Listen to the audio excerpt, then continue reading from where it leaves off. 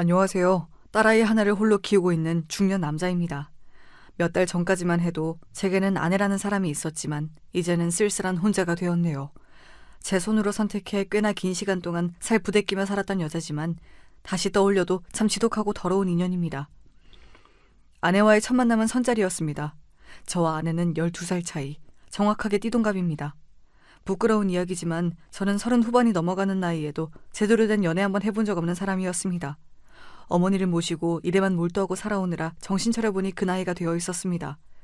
직업 특성상 주변에 아는 여자는커녕 온통 남자들 뿐이고 호라비들이 많다 보니 여자를 소개받을 일도 없고 만날 일도 없었습니다. 솔직히 조금 외로운 마음이 있긴 했습니다. 마흔을 바라보는 나이에 남들은 토끼 같은 자식, 여우 같은 마누라 끼고 지지고 볶고 잘 사는데 제 옆에는 아무도 없었으니까요. 아무리 돈을 많이 벌고 열심히 산다 해도 삶의 의미가 없이 느껴졌습니다. 그러던 와중 우연한 기회로 아내와 선을 보게 되었습니다.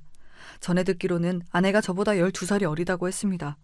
게다가 사진을 보니 얼굴도 예쁘장하고 참해 보였습니다. 이런 여자가 왜 저 같은 늑다리와 선을 보나 싶었는데 알고 보니 집안이 많이 어렵다고 했습니다. 변변찮은 직업도 없는 상태였고 결혼이 급하다고 하더군요. 직접 만나본 아내는 예상보다 생각도 깊고 철이 일찍 든 것 같았습니다. 어려운 집안에서 어릴 적부터 집안일을 도맡아 하며 자라 요리고 청소고 살림도 못하는 것이 없이 다 잘한다고 했습니다. 경제적 능력이 전혀 없는 것은 조금 아쉬웠지만 어차피 제가 처자식 먹여 살릴 정도는 충분히 벌고 있었기에 큰 문제는 아니었습니다. 그렇게 저와 아내의 결혼 준비는 일사천리로 진행되었고 장인어른과 장모님도 저를 상당히 마음에 들어 하셨습니다. 객관적으로 그리 잘난 외모는 아니었지만 허우대도 멀쩡하고 몸도 건강하고 모아놓은 돈도 꽤 되었기에 나이를 제외하고는 스스로도 그리 부족할 것이 없다 생각했습니다. 아내 집안에는 빚이 있었고 다달이 이자를 갚기에도 빠듯한 상황이었습니다. 아내는 경제력 있는 남자와 결혼을 하여 집안에 보탬이 되고자 하는 듯 했습니다. 저는 집에서 저를 내조해주고 아이를 낳아 잘 길러줄 참한 아내를, 아내는 경제적으로 넉넉해 본인 집안에 도움을 줄 만한 남편을 원했고 결과적으로 아주 적절한 만남이었다고 생각했습니다. 아내는 당연히 혼수고모고 아무것도 해올 형편이 되지 않았습니다. 애초에 결혼 이야기가 오갈 때부터 알고 있었던 사실이었기에 별 문제 삼진 않았습니다. 저 혼자 살고 있던 아파트에 옷가지 같은 가벼운 살림살이만 들고 들어와 신혼생활을 시작했습니다. 장인 장모님께는 매달 100만 원씩 용돈을 드리고 다달이 나오는 이자도 제가 부담하기로 했습니다. 경제적으로 조금 무리가 되었지만 젊고 예쁜 아내를 얻게 되었으니 이 정도는 큰일이 아니라고 생각했습니다. 주변에서는 다들 어디서 저런 참한 아내를 데려왔냐며 저를 부러워했고 저 스스로도 참 운이 좋다고 느껴졌습니다. 아내는 지고지순한 성격에 매사에 불만이 없었습니다. 저야 나이를 먹을 대로 먹었으니 결혼에 대한 환상이나 로망 같은 것이 없었지만 아내는 20대 중반의 어린 나이였는데도 특별히 원하는 것이 없었습니다. 결혼식장도 집에서 가깝고 저렴한 아무 곳이나 상관없다고 했고 드레스도 처음 입어본 것을 마음에 든다며 바로 골랐습니다. 신혼여행도 국내 아무 곳이나 가자고 하는 것을 제가 설득해 그나마 제주도로 정했습니다. 매사에 까다로운 것보다야 훨씬 나았지만 조금 심할 정도로 뭐든 좋다고 하니 기분이 이상하긴 했습니다. 물론 첫눈에 반해 연애를 하다가 결혼하는 사이는 아니었지만 그래도 기본적으로 전 아내에게 이성적인 호감이 있었거든요. 하지만 아내는 제가 아니라 돈을 잘 버는 어느 누구라도 상관없는 듯한 태도였습니다. 아내는 애초에 결혼이라는 것 자체에 큰 의미를 두지 않는 사람 같아 보였습니다. 오히려 제 쪽에서 더 결혼 생활에 대한 기대가 큰 것 같았어요. 흔히들 결혼하면 생각하는 것들 있지 않습니까? 아침에 일어나면 잘 잤냐 인사를 건네고 함께 식사도 하고 일이 끝나고 집에 돌아오면 하루 종일 있었던 일을 도란도란 이야기도 하고 주말이면 가까운 공원을 산책하거나 함께 영화를 보거나 하는 평범한 부부들이라면 다 하고 사는 것들 말입니다. 저는 아내와 결혼할 때 당연히 그런 것들을 함께 하며 살겠거니 했습니다. 지금껏 곁에서 일상을 나눌 수 있는 사람이 없어 쓸쓸했고 제가 아내에게 바라는 것들은 거창한 것이 아니라 그런 소소한 것들이었으니까요. 하지만 아내는 몹시 말수가 적은 편이었습니다. 제가 먼저 말을 걸지 않으면 제게 말을 붙여오는 일이 극히 드물었습니다. 결혼 전에는 분명 애교도 많고 싹싹한 성격인 것처럼 보였는데 결혼을 하고 나니 성격이 180도 변했습니다. 솔직히 말하자면 사기 결혼을 당한 기분이었습니다. 그렇다고 아내가 저를 무시하거나 결혼 생활에 충실하지 않은 것은 아니었습니다. 결혼 전 얘기했던 대로 아내는 살림 솜씨가 몹시 좋았습니다. 먹고 싶은 요리가 있다고 말하면 장을 봐와서 전문점에서 파는 것처럼 뚝딱 차려냈습니다.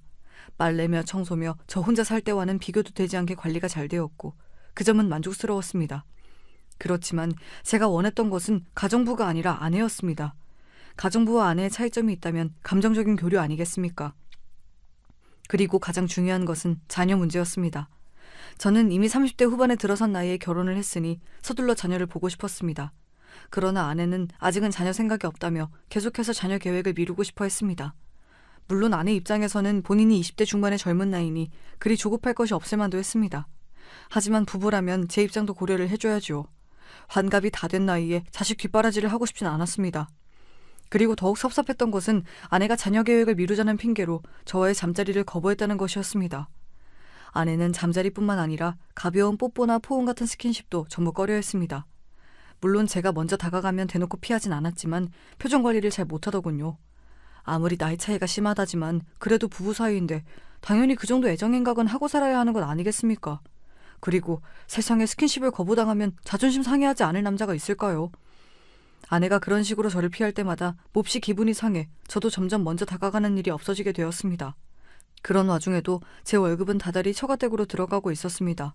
처음에는 손해보는 일이 아니다 생각했지만 아내의 태도가 제 마음에 들지 않다 보니 점점 불만이 생기게 되었습니다. 결혼 생활이란 다 이런 건가 싶어 주변 사람들에게 묻고 다니기도 했습니다.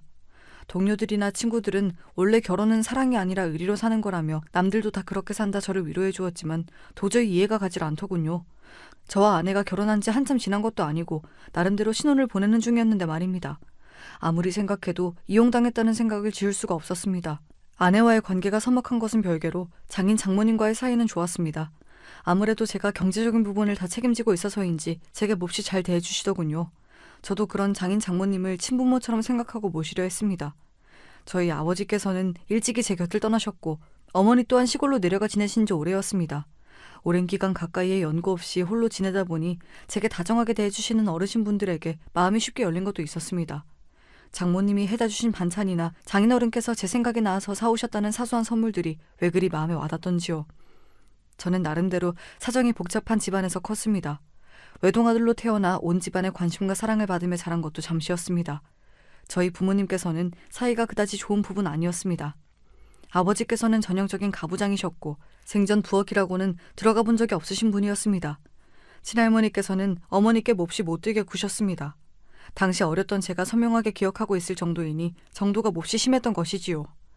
친할머니께서는 항상 제게 남자는 부엌 근처에 얼씬도 하면 안 된다. 남자로 태어났으면 큰일, 바깥일을 하며 여자를 이끌어가야 한다 말씀하시는 분이셨습니다. 여자는 집안에서 매사에 남자를 모셔야 하고 큰일은 전부 남자가 하는 것이라며 매사에 남녀 차별을 하셨던 분이니 며느리 구박이 오죽하셨겠습니까? 그 와중에 아버지께서는 그런 친할머니 밑에서 평생을 자라신 분이라 한 번을 어머니 편을 들어주시지 않았습니다. 그 당시에는 그런 일이 빈번하게 일어났다 하더라도 지금 와서 생각해보면 어머니께서 얼마나 서러우셨을까요? 연고 하나 없는 타지로 아버지 한 사람만 믿고 시집와서 평생을 고생만 하셨으니 어머니를 떠올릴 때마다 가슴이 미어지는 것 같습니다. 제가 아들이 아니라 딸이었다면 어머니와 조금 더 가까운 사이가 될 수 있었을까 싶다가도 만약 어머니께서 아들이 아닌 딸을 출산하셨다면 친할머니께서 얼마나 어머니를 구박하셨을지 상상조차 가질 않습니다. 친할머니께서는 항상 어머니께 전현이 시집와서 잘한 일이라고는 아들 낳은 것 딱 하나밖에 없다는 말을 습관처럼 하셨습니다. 친할머니께서는 저를 몹시 예뻐해 주셨지만 저는 그런 친할머니가 마음속으로 멀게만 느껴졌습니다. 특히 어머니를 구박하시는 모습을 볼 때마다 그런 생각이 들었습니다. 머리가 조금 큰 후에는 어머니를 대신해 친할머니께 대들었던 적도 있었습니다. 그날은 제삿날이었고 모든 친척들이 한 집에 모여 오랜만에 회포를 풀고 있었습니다. 저희 아버지께서는 오남매의 장남이셨기 때문에 제사 준비는 거의 저희 어머니께서 혼자 하시는 것이나 마찬가지였습니다. 아버지 밑으로는 2명의 작은 아버지와 고모가 계셨습니다.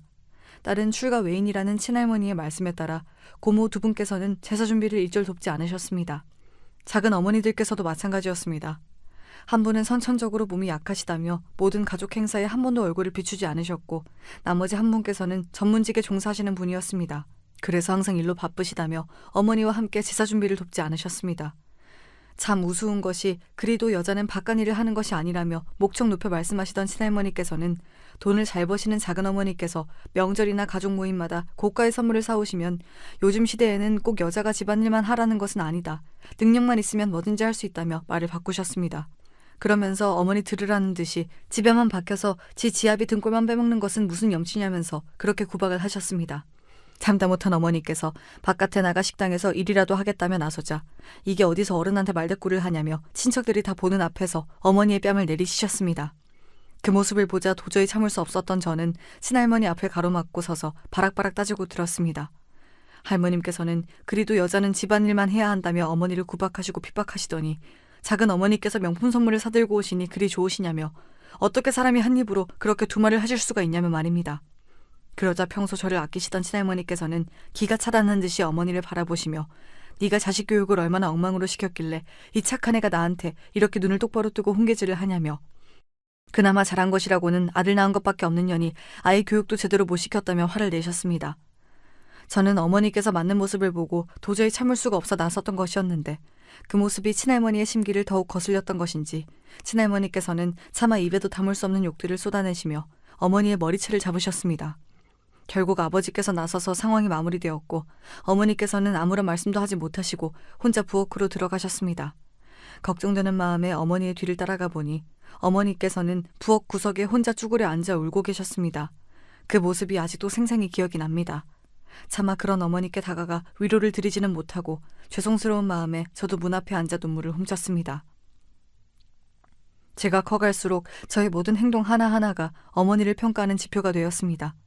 제가 학교에서 공부를 잘해 성적을 잘 맞아오면 어머니가 자식 교육을 잘 시킨 것이 되었고 제가 어쩌다 친구와 다툼을 해 말썽을 피우면 어머니께서는 자식 교육 하나 제대로 시키지 못한 못난 어머니가 되셨습니다. 친구와 싸운 것은 명백히 제 잘못인데 친할머니께서는 저를 혼내시는 것이 아니라 어머니 탓을 하셨습니다. 네가 자식 교육을 잘 시켰으면 아이가 저렇게 삐뚤어지진 않았을 텐데 전부 네 탓이라며 어머니를 나무라셨고 어머니는 그럴 때마다 한마디 반박도 하지 못하시고 고개를 숙이셨습니다. 저는 그런 어머니의 모습을 볼 때마다 마음이 너무 불편했습니다. 그래서 최대한 행동거지를 조심하려 했습니다. 제가 잘못을 저지르면 혼나는 것은 제가 아니라 어머니였기 때문입니다. 친할머니께서는 제가 고등학교에 들어갈 무렵 건강이 급격하게 악화되셨습니다. 평소 혈압 수치가 좋지 않으셨는데 합병증이 생기시며 이곳저곳 아픈 곳이 많아지셨고 일상생활에도 문제가 많아졌습니다. 혼자서 식사를 하시기는커녕 이동조차 힘든 상황이었고 당연히 그 모든 병수발은 저희 어머니께서 하셨습니다. 친할머니께서는 자식이 무려 5명이나 있었지만 그 자식들은 하나같이 책임을 어머니께 떠넘기기 바빴습니다. 형님이 평소에 곁에서 잘 모셨으면 어머니께서 이렇게 되셨겠어요. 형수님께서 잘 좀 돌봐주세요. 저희들은 다들 바깥일 하느라 바쁘지 않습니까? 어쩌면 그렇게 사람이 양심이 없을 수가 있는지. 저 같았으면 도저히 못하겠다 선언하고 친할머니를 요양원에 모셨을 것 같은데 어머니께서는 친할머니가 돌아가실 때까지 손수 친할머니를 모셨습니다. 친할머니께서는 나중에는 치매까지 심해지셔서 기저귀도 차고 완전히 아이처럼 변하셨습니다. 그토록 독불 장군이셨던 분이 세월 앞에서는 참 장사 없구나 싶었습니다. 어머니께서는 그 모든 병수발을 묵묵히 해내셨습니다. 그러는 동안 아무도 모르게 어머니의 몸도 상해가고 있었나 봅니다. 친할머니께서 돌아가시고 제가 첫 직장에 들어가던 해 어머니께서는 말기암 판정을 받으셨습니다. 암을 발견했을 당시 이미 각종 장기에 전이가 되어 있는 상태였고 병원에서는 항암 치료를 받으셔도 살 수 있는 가능성이 거의 없다고 했습니다. 말 그대로 시한부였습니다. 그 사실을 처음 전해 듣고 하늘이 무너지는 기분이었습니다. 이제야 막 사회에 첫 발을 내딛고 돈을 벌어 어머니를 호강시켜드릴 생각을 하고 있었는데 호강시켜드릴 새도 없이 돌아가신다뇨. 게다가 암 말기에 온 몸에 전이가 된 상태라니 그동안 어머니께서 아무 말씀도 없으신 채 혼자서 얼마나 고생이 심하셨을지 가슴이 미어지는 것 같았습니다. 의사 선생님께서도 통증이 몹시 심하셨을 텐데 왜 이제 오셨냐며 안타까워하셨고 저 또한 그동안 제 인생 살기 바쁘다는 핑계로 어머니의 고생을 모른 척하며 살아온 것 같아 너무나 죄송스러운 마음이었습니다. 가장 놀라운 것은 아버지의 변화였습니다. 평생 동안 그렇게 어머니가 친할머니께 구박받으며 온 집안의 일을 떠맡아 하시는 것을 방관자처럼 지켜봐 오셔놓고 어머니께서 암 판정을 받으시자 아버지께서는 완전히 다른 사람처럼 돌변하셨습니다. 평생 본인 밥상 한번 스스로 차려본 적 없으시던 분이 갑자기 부엌 앞에서 칼질을 하시는 게 아니겠습니까? 아버지께서 처음으로 끓여주셨던 된장찌개는 정말로 맛이 없었습니다. 세상에 국물 내기용 커다란 멸치를 대가리도 떼지 않은 채 찌개에 넣는 사람이 어디 있습니까? 그것도 수십 마리를 말입니다. 아무리 요리를 해본 적이 없는 저라도 그 정도 상식은 있습니다. 있는 대로 멸치를 잔뜩 부어놓고 끓여 국물에서는 멸치똥 비린맛이 났고 야채들은 제멋대로 썰려 제대로 익지도 않은 엉망진창인 찌개였지만 어머니께서는 연신 맛있다 말씀하시며 드셨습니다. 정작 아버지께서는 몇 숟갈 뜨지도 않고 내려놓았지만 말입니다. 언제나 소파 앞에 앉아 무표정으로 텔레비전만 보고 계시던 아버지께서 일어나 집안일을 하시는 모습을 보고 있자니 참 기분이 이상하더군요. 저렇게 하실 줄 아시는 분이 왜 지금껏 단 한 번도 어머니를 돕지 않으셨나 싶기도 하고, 이제라도 집안일에 손을 대시니 다행인가 싶기도 하고, 저 또한 착한 아들인 척 글을 쓰고 있지만 어렸을 적부터 자라며 집안일을 도와드린 일은 손에 꼽았습니다. 살림에 익숙하지 않은 남자 둘이서 집안을 살피려니 점점 집안 꼴이 엉망이 되어갔습니다. 병원에 계시던 어머니께서 종종 집에 돌아오시는 날이면 아무리 가만히 쉬시라고 말씀을 드려도 어머니께서는 하루 종일 집안 곳곳을 청소하시고 살피시곤 했습니다. 평생을 다정한 말 한마디 안 하시던 아버지께서 잠드신 어머니 머리맡에서 한참이나 어머니의 다 갈라진 손을 쓰다듬으시며 앉아 계시는 모습을 봤습니다. 그 모습을 보니 마음이 참 복잡했습니다. 한평생 고생만 하신 우리 어머니, 뭐가 그리 급하다고 하늘에서는 이리 일찍 데려가시려 하시는 건지, 어머니 앞에서는 애써 웃는 모습만 보이고 밝은 척하려 애썼지만 저도 남몰래 우는 날이 늘어갔습니다. 그건 아버지께서도 마찬가지였습니다. 제가 생각하던 아버지께서는 어머니가 돌아가시든지 말든지 눈 하나 깜짝 안 할 뿐이었습니다. 어머니께서 돌아가신다면 이제 누가 밥을 차리고 집안일은 누가 하냐, 그런 소리나 하실 분인 줄로만 알았습니다. 제가 보기에 아버지께서는 전혀 어머니를 사랑하시는 것 같지 않았기 때문이었습니다. 어떻게 사랑하는 사람이 저렇게 고생을 하는데 그 흔한 위로 한마디 하지 않을 수가 있나 싶었습니다. 하지만 어머니께서 목숨이 달린 큰 수술을 마치시고 일주일 만에 기적적으로 눈을 뜨셨을 때 아버지께서는 정말로 너무나 서럽게 우셨습니다. 모든 친척들이 다 보는 자리에서 아버지께서는 그렇게 아이처럼 우셨습니다. 처음에는 소리를 죽이려 하셨지만 결국 엉엉 울고 마셨습니다. 그런 아버지를 보고 저도 따라 울었습니다. 아버지가 원망스럽기도 했습니다. 속으로는 어머니를 저렇게 아끼시고 사랑하시면서 건강하실 때 조금이라도 더 다정히 대해주시지, 어머니 멍든 마음 조금만 더 살펴주시지, 저 스스로도 좋은 아들이 되지 못했다는 죄책감 때문에 아버지를 더 탓했는지도 모르겠습니다. 얼마 살지 못하고 돌아가실 것이라던 첫 진단과는 다르게 어머니께서는 수술 이후 점점 몸을 회복해 가셨습니다. 병원 측에서도 드문 일이라며 환자가 살고자 하는 의지가 강하다 하셨습니다. 저도 그런 어머니를 봐서라도 더욱 열심히 살았습니다. 어머니에게 자랑스러운 아들이 되기 위해 하루하루 직장에 적응하며 바쁜 나날들을 보냈습니다. 아버지와는 조금 서먹한 관계였습니다. 어렸을 적부터 저는 아버지가 어려운 존재였습니다. 아버지께서는 항상 제게 엄하신 분이었습니다. 칭찬 한번 제대로 해주신 적이 없었습니다. 그나마 어머니가 곁에 계실 때는 셋이서 함께 밥을 먹거나 시간을 보내기도 했지만 어머니가 투병 생활을 시작하신 후에는 같은 집에 살았어도 특별히 대화를 나누지 않았습니다. 제가 직장을 옮기며 독립하게 된 이후로는 더더욱 교류가 없어졌습니다. 저는 아버지가 불편하게만 느껴졌고 아버지께서는 어떤 생각을 하고 계셨을지 모르겠습니다. 하나뿐인 아들인 저와 좀 더 가까워지고 싶으셨을지, 아니면 제가 아버지를 원망했던 것처럼 아버지께서도 저를 원망하고 계셨을지. 그 당시 아버지의 마음은 이제 영영 알 수가 없게 되어버렸습니다. 얼마 지나지 않아 아버지께서 갑작스레 쓰러지셨습니다.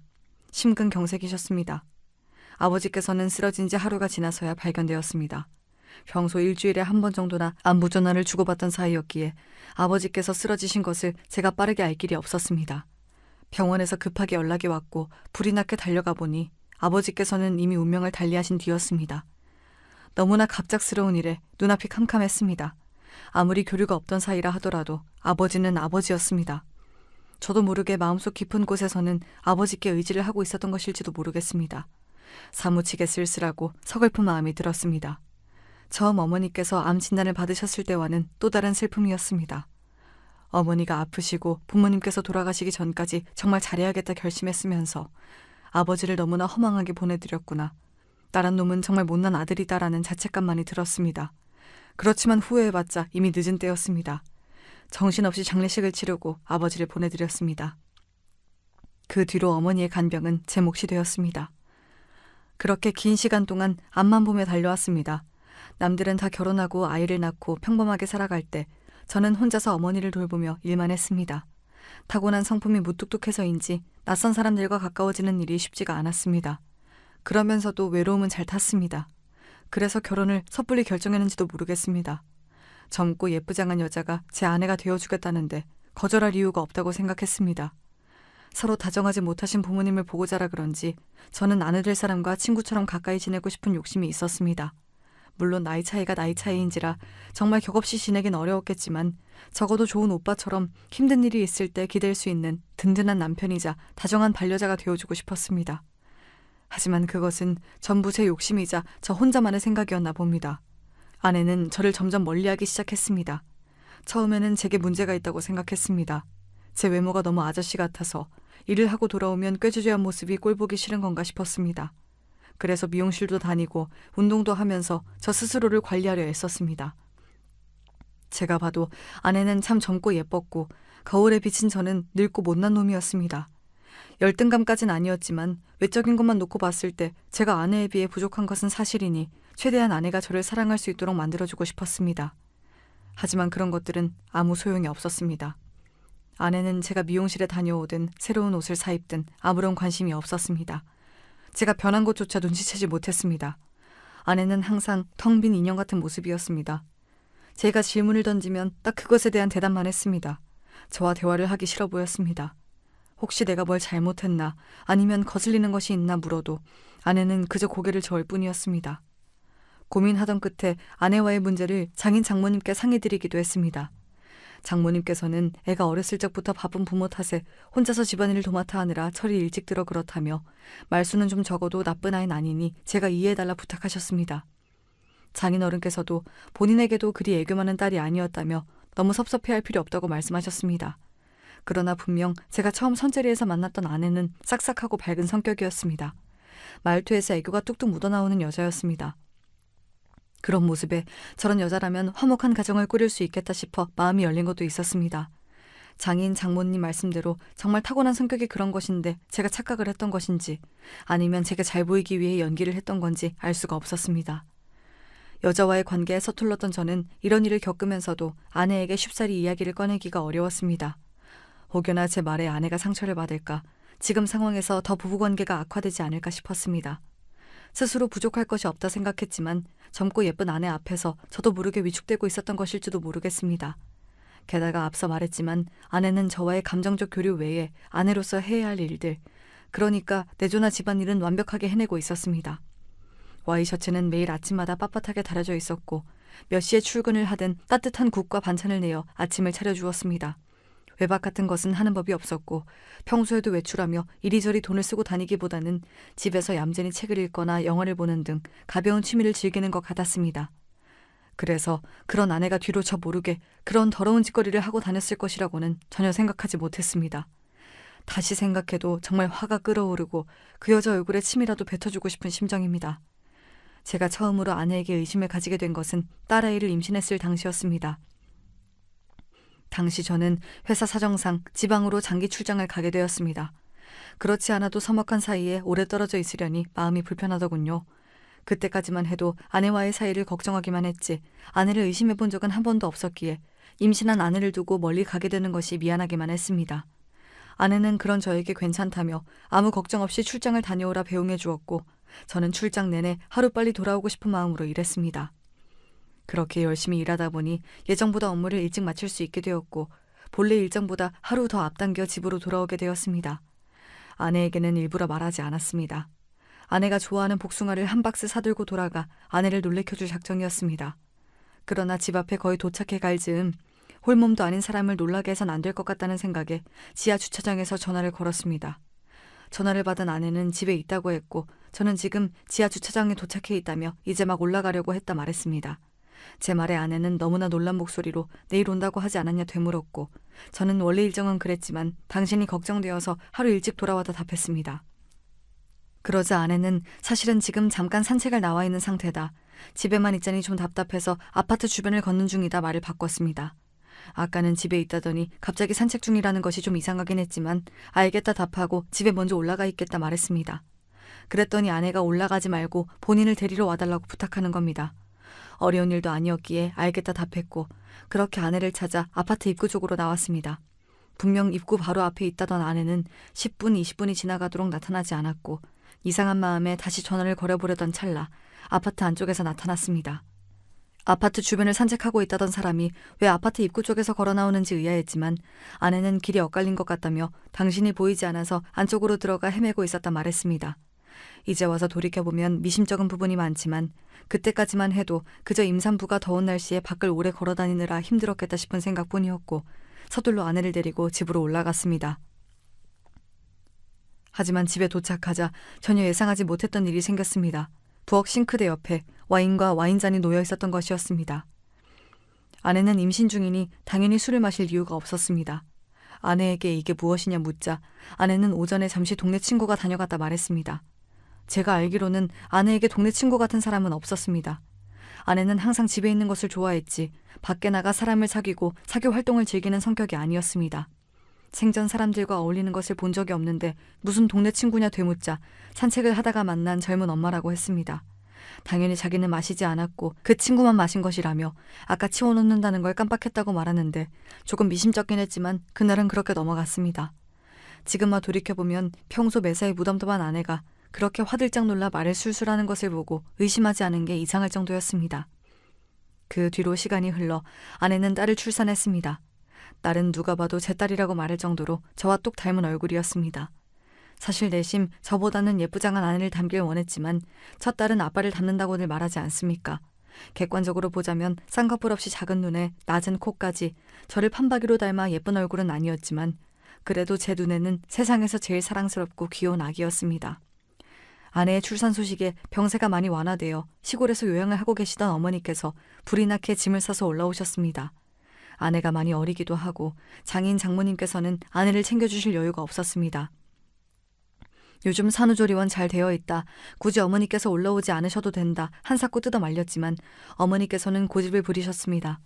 결혼하고 지금껏 몸이 아프다는 핑계로 시어머니 노릇 한번 제대로 못 해주셨다며 한 달여 정도 저희 집에 머물며 아내의 몸조리를 돕겠다 하셨습니다. 이 소식을 전해 들은 아내는 눈에 띄게 불편한 기색이었습니다. 당연히 그럴 만도 했습니다. 결혼 후 특별히 교류가 있었던 것도 아니었고 아내 입장에서는 저희 어머니가 마냥 낯설게 느껴질 것 같았습니다. 어머니께서 아내의 몸조리를 돕는다는 소식에 장모님께서도 어딘가 불편하신 눈치였습니다. 그때만 해도 저는 그저 장모님께서 본인이 하지 못하는 일을 저희 어머니께서 해주신다니 미안한 마음에 염치가 없어 그러신 줄로만 알았습니다. 사실은 제가 알지 못하는 더러운 내막 때문이었다는 것을 전혀 모른 채 말입니다. 어찌되었든 저희 어머니께서는 한 달 동안 집에 머무시며 아내의 몸조리를 도우셨습니다. 어머니 호강을 시켜드리지는 못할 망정 며느리 수발까지 들게 만든 것 같은 기분에 마음이 썩 불편하긴 했습니다. 하지만 어머니께서 누가 뭐라 하든 이것만은 꼭 하셔야겠다 고집을 부리시는 통에 저도 어쩔 도리가 없었습니다. 그 뒤로 시간이 흘러 아이가 돌이 되었을 무렵이었습니다. 아이가 태어난 이후로 저와 아내는 전보다 사이가 조금 더 가까워졌습니다. 매사에 무뚝뚝하고 까칠했던 아내가 점점 더 제게 마음을 여는 것 같았습니다. 아이가 생기니 마음가짐이 달라지는 건가 싶었습니다. 아내는 이제 막 돌이 지난 아이를 데리고 문화센터며 배움마당이며 이곳저곳을 다니느라 바빴습니다. 항상 우울한 낯으로 집에만 있는 것보다는 훨씬 바람직한 일이라 생각해 그런 아내에게 잘한다 잘한다 칭찬을 해주었습니다. 물론 밖에 나다니는 만큼 집안을 돌보는 시간은 줄었습니다. 신혼 때처럼 진수성찬을 차려주거나 아침마다 빳빳이 다려진 와이셔츠는 찾아볼 수가 없었습니다. 그렇지만 육아 때문에 바쁠 테니 전부 다 이해하려고 했습니다. 처녀 시절부터 마르고 예뻤던 아내는 출산 후 외모를 더욱 열심히 관리하기 시작했습니다. 결혼 후 한동안은 젊은 나이답지 않게 평범한 유부녀처럼 고무줄 바지에 펑퍼짐한 티셔츠만 입고 다니더니 아이를 낳고서 오히려 더 외모 관리에 힘쓰는 것 같았습니다. 아이를 낳았어도 아내는 여전히 20대였고 워낙에 원래부터 예쁘장한 편이었으니 출산 후 망가진 외모가 싫어 그런 줄로만 알았습니다. 산후조리할 때 원래 먹는 것이 중요하지 않습니까? 미역국, 고기, 각종 과일. 산모에게 좋다는 것들은 다 사다 날라도 아내는 쳐다보지도 않았습니다. 어머니께서 하루 종일 부엌에 서서 땀을 뻘뻘 흘리며 차려주신 밥상도 겨우 두어 숟갈 뜨고는 입맛이 없다며 내려놓곤 했습니다. 아내는 아이를 낳고 매사에 몸을 조심해도 모자랄 시기에 운동을 하겠다며 헬스장에 보내달라 고집을 피우기도 했습니다. 아무리 생각해도 이제 막 출산을 한 몸으로 헬스장을 다니는 것은 무리일 것 같아 결국 집에서 혼자 운동을 할 수 있도록 고가의 운동 장비를 사주기도 했습니다.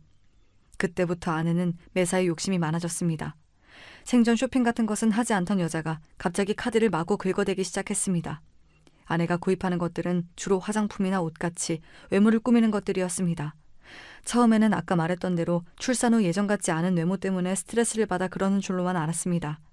그래서 그런 아내에게 한마디 핀잔을 주지 않았습니다. 매달 처가댁에 들어가는 돈에 아내의 사치 비용까지 더해지니 허리가 휠 지경이었지만 그놈의 자존심이 뭐라고 12살이나 어린 아내에게 화장품 좀 그만 사라는 말은 도저히 못하겠더군요. 그때까지만 해도 아내에게 조금의 죄책감이 있었는지도 모르겠습니다.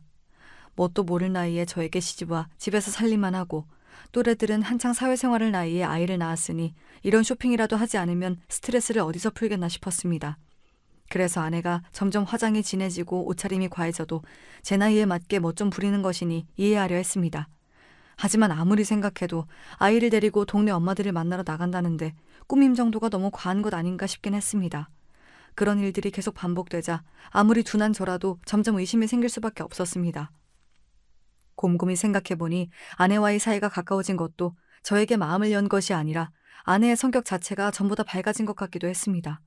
전에는 매사에 생기가 없었다면 사람이 완전히 달라졌다고나 할까요?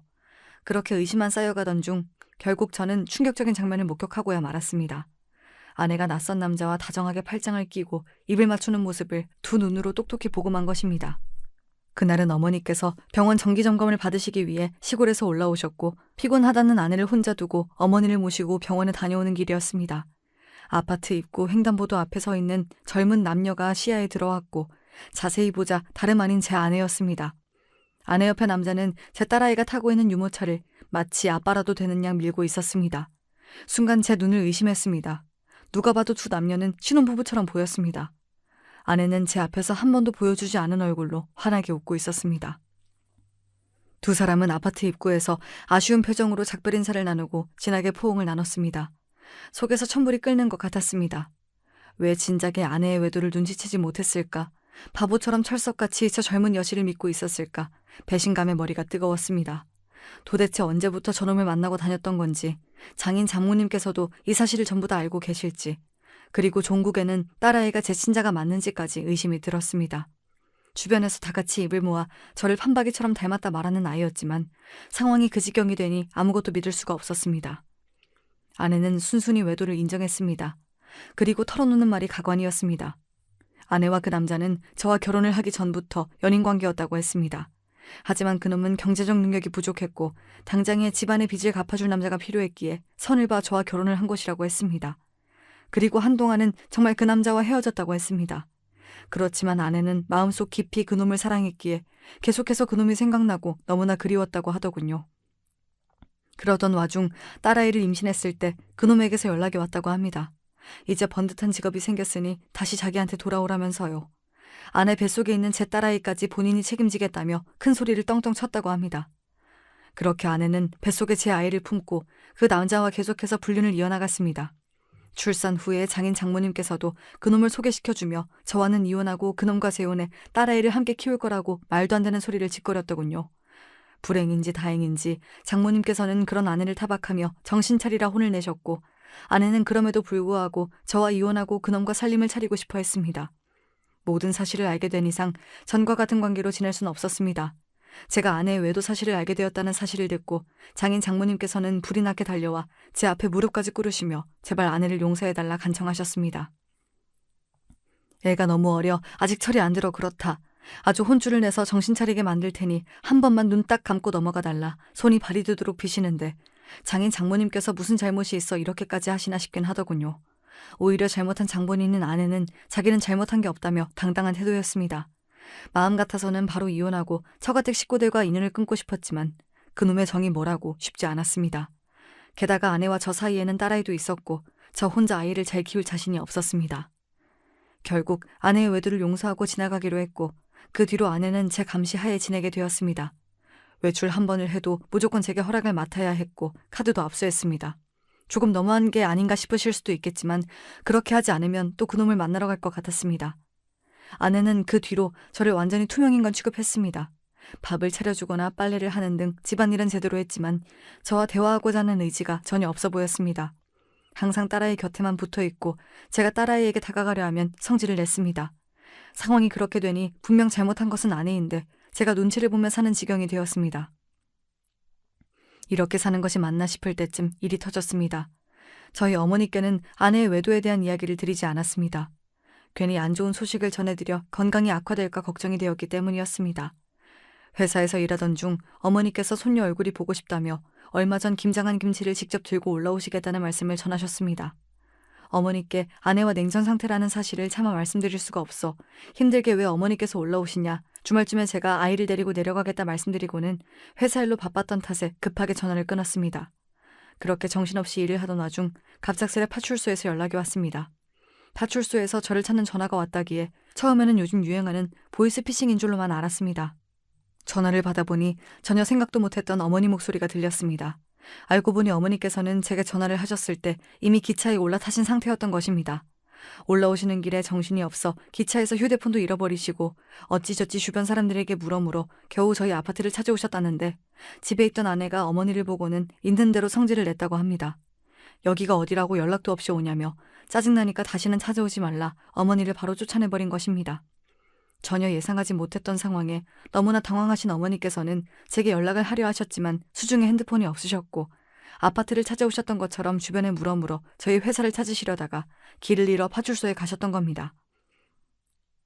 저희 회사 이름과 제 이름 석잔 알고 계셨기에 파출소 측에서 회사로 연락을 준 것이었고 모든 이야기를 듣고 나니 정말 피가 거꾸로 솟는 기분이었습니다. 회사의 사정을 설명하고 불이 나게 파출소로 향하니 어머니께서 품에 김치통을 안고 파출소 한켠에 앉아 계셨습니다. 그 무거운 것을 들고 추운 날씨에 한참을 길을 헤매셨을 어머니를 생각하니 저도 모르게 눈물이 쏟아졌습니다. 이런 못난 아들이 얼마나 좋은 아빠, 좋은 남편이 되겠다고 그런 나쁜 년을 내치지도 못하고 집에 들여놓고 있었나 싶은 생각이 들더군요. 그 길로 바로 집으로 찾아가 아내를 끌어냈습니다. 아내는 한가롭게 소파에 앉아 과자를 먹고 있었습니다. 이 엄동설안에 남편 어머니를 바깥으로 쫓아내놓고 어떻게 그렇게 아무 일도 없었다는 듯 평온히 쉬고 있을 수가 있는지 도저히 상식선에서는 이해가 가질 않는 여자였습니다. 마음 같아서는 정말 뺨이라도 몇 대 내려치고 싶은 기분이었지만 더 이상 그럴 가치조차 느껴지지 않았습니다. 아내가 저희 어머니께 했던 행동 그대로 아내를 잠옷째로 집 밖으로 내쫓았습니다. 아내는 지금 이게 뭐하는 짓이냐며 이 추운 날씨에 사람 얼어 죽일 일이냐고 적반하장으로 굴더군요. 그런 아내의 얼굴에 먹다 남은 과자 봉지를 던져버리고는 그대로 문을 닫았습니다. 저런 년 따위 얼어 죽든 말든 이제 저와는 아무 상관도 없었으니까요. 어머니께 모든 자초지종을 다 설명드리고 바로 장인 장모님께도 연락드렸습니다. 연락을 받으신 두 분께서는 바로 저희 집으로 달려오셨습니다. 문 앞에서 덜덜 떨고 있던 아내를 끌고 데려오셔서는 무릎을 꿇고 또 손이 발이 되도록 비시는데 이번엔 아무런 감정이 들지 않았습니다. 그저 빨리 이 사람들이 제 인생에서 사라져줬으면 좋겠다 하는 생각뿐이었습니다. 마음만 먹으면 외도의 사기 결혼에 소송까지 걸어서 위자료를 거하게 뜯어낼 수도 있겠지만 더러워서 안 한다. 좋게 말할 때 친권 양육권 네 손으로 포기하고 내 인생에서 사라져라. 그리고 그동안 네 집안 빚 갚아줬던 돈은 그대로 내놔라 말하니 그때까지 뻔뻔하게 일관하던 아내가 갑작스레 낯빛을 바꾸더군요. 그동안 본인이 내조 열심히 하지 않았냐며 가사 노동의 대가로 그 정도 돈은 받을 수 있는 것 아니냐 말하는데 그 와중에 딸아이 걱정보다 돈 걱정을 먼저 하는 것을 보고 조금이나마 남아있던 정도 다 떨어지는 기분이었습니다. 씨알도 안 먹힐 소리 하지 말고 당장 내 집에서 나가라 소리를 지르자 가족 3명이서 거머리처럼 제 다리를 잡고 떨어지질 않는데 참 기가 찼습니다. 본인은 잘못한 것 없다며 거만하게 굴던 여자가 돈 얘기가 나오자 바로 태도를 바꾸는 게 너무나 어이가 없더군요. 당연히 울고불고 떼를 쓴다고 용서해줄 마음 따윈 없었고 그대로 등 떠밀어 집 밖으로 쫓아냈습니다. 아내는 친권과 양육권은 포기할 수 있지만 돈은 줄 수 없다며 우리 집 사정 어려운 거 뻔히 알면서 좀 봐줄 수 없냐. 이제 와서 제게 사정을 했고 기회를 줬을 때 잘하지 그랬냐. 네가 그놈과 붙어먹은 것을 뻔히 알면서도 데리고 살아주려고 했다. 네 스스로 걷어찬 복이다. 딱 잘라 끊어내버렸습니다. 소송에 들어가면 패소할 것을 뻔히 알았는지 결국 아내는 기일에 맞춰 돈을 다 준비해왔고 친권과 양육권을 모두 포기하는 조건으로 이혼까지 마무리되었습니다. 대출을 했는지 아니면 저 몰래 숨겨둔 돈이 있었는지 그것도 아니면 그렇게 사랑해서 죽고 못 산다는 그놈이 마련해준 돈인지는 몰라도 저는 준 것대로 다 받아냈으니 이제 평생 그 사람들과 엮일 일이 없었으면 합니다. 아내와 이혼한 후로는 어머니께서 시골집을 정리하시고 올라와 딸아이를 돌봐주시고 계십니다.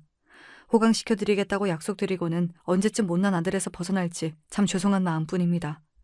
늦은 나이에 드디어 제 짝을 만나 인생 좀 행복해지나 싶었더니 세상 일이 맘대로 풀리지를 않네요.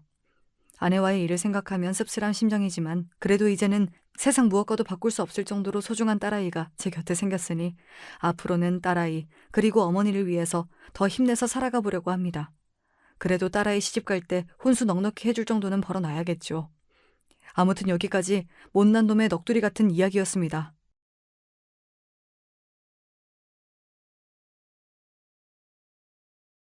안녕하세요. 전 어떤 남자에 대한 이야기를 꺼내고 싶어서 사연을 신청하게 되었답니다.